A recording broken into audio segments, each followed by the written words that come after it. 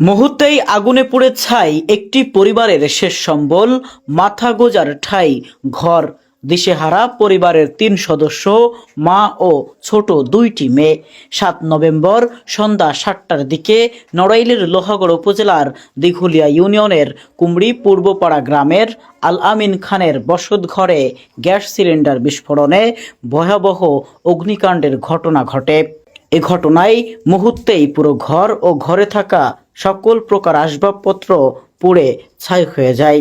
এমতো অবস্থায় পরিবারটি বাংলাদেশের সকল শ্রেণী পেশার মানুষের কাছে সাধ্যমতো সহযোগিতা কামনা করেছেন।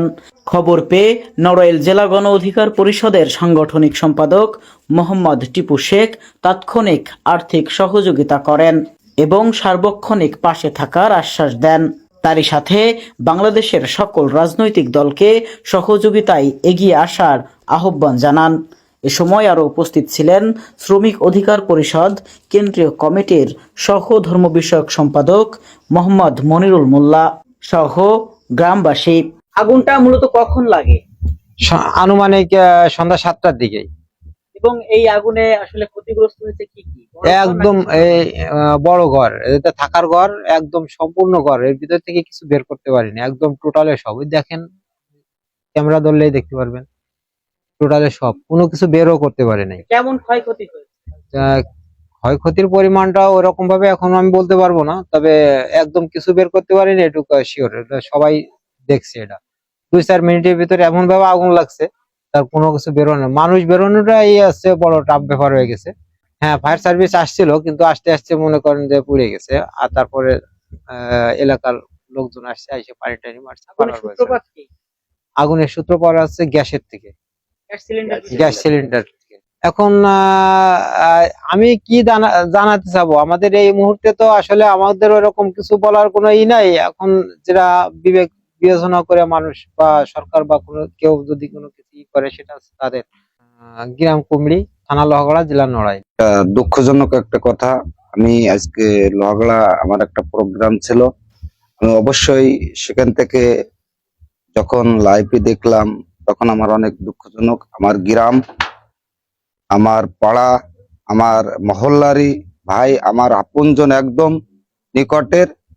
আমি আশা করি আমার দলীয় যে সহযোদ্ধা ভাই বোনেরা আছেন, সবাইকে আমি আহ্বান করি এই জায়গাটা যেন সবাই এসে এনাদের পাশে থাকতে চাই।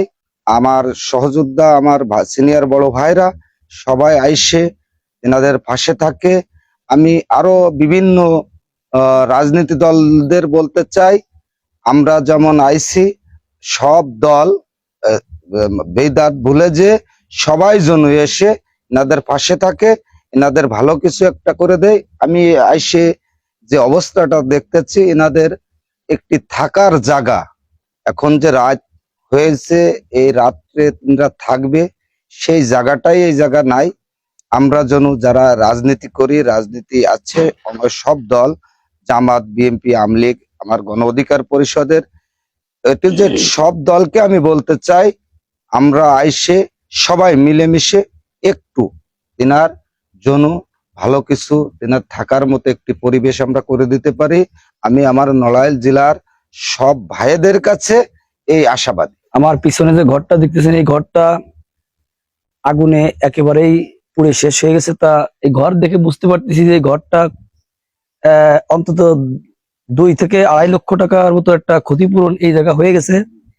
আমাদের গণ অধিকার পরিষদের পক্ষ থেকে আসলে যতটুকু সাহায্য সহযোগিতা করার দরকার আমরা করব, এবং আমাদের লোহাগড়া উপজেলায় সরকারি যে সমস্ত সংস্থা আছে, আপনারা অবশ্যই এই বাড়িটায় আসবেন এবং সরকারি যে যত সহযোগিতা আছে এই পরিবারটারে করবেন, কারণ এই পরিবারটা ইতিমধ্যে একেবারে শেষ। সরকারি সহযোগিতা ছাড়া এই পরিবারটার ঘুরে দাঁড়ানো একবার অসম্ভব। সরকারি যত সংস্থা আছে আপনারা আসবেন, পরিদর্শন করবেন, এই পরিবারটাকে স্বাবলম্বী করার জন্য যতটুক যা করা লাগে সরকার এটা ব্যবস্থা গ্রহণ করবে। প্রিয় দর্শক, আসসালামু আলাইকুম। আমি এখন অবস্থান করছি নড়াইলের লোহাগড় উপজেলার দিঘুলিয়া ইউনিয়নের কুমড়ি পূর্বপাড়া গ্রামে, এবং এখানে আসার যে উদ্দেশ্য দেখতে পাচ্ছেন আমার পেছনে, কি অবস্থা কি বলবো, আসলে দেখতে পাচ্ছেন কালো অন্ধকার চিত্র। আসলে এই চিত্রটা আগুনে পুড়ে তৈরি হয়েছে। কিছুক্ষণ আগে অর্থাৎ ঘন্টা দুয়েক আগেও এই খানটা ছিল এক অন্যরকম, তবে এখন আগুনের লেলিহান শিখায় পুড়ে তা একেবারে ধ্বংসস্তূপে পরিণত হয়েছে। এসেছিলাম এখানে, কথা বলেছিলাম এই বাড়ির সদস্যদের সঙ্গে। তারা বলছে এই ঘরের মালিক মালয়েশিয়া প্রবাসী, তবে পড়ে আছে, কোনো ধরনের কাজ তিনি পাচ্ছেন না করতে। এমতো অবস্থায় তার এই ঘরটি আগুনে পুড়ে যাওয়ায় তার দুটি ছেলে মেয়ে দিশেহারা হয়ে যাবেন এবং তারা ইতিমধ্যে ভাবতে শুরু করেছেন রাত্রি যাপন করবেন কোথায়, এবং ঘরে যে চাল ডাল যা থাকে সংসারে সবকিছু পুড়ে একেবারে শেষ হয়ে গেছে। কিছুক্ষণ আগেই গ্যাস সিলিন্ডার বিস্ফোরণে এমন ঘটনা ঘটে নড়াইলের লোহাগড়া উপজেলার কুমড়ি গ্রামের এই স্থানটিতে, এবং এটি আসলে খুবই মর্মান্তিক। এবং তার যে দুটি সন্তান রয়েছে তাদের মুখের দিকে তাকানো যাচ্ছে না, দেখলাম কিছুক্ষণ আগে।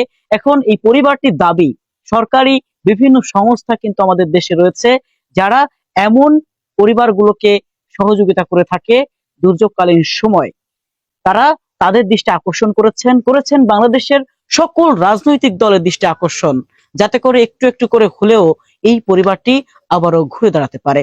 আমিও আব্দুল হামিদ শেখ আপনাদের সকলের দৃষ্টি আকর্ষণ রেখে এবং অনেক কষ্ট নিয়ে আজকে এখানেই বিদায় নিচ্ছি। আল্লাহ হাফেজ, আসসালামু আলাইকুম।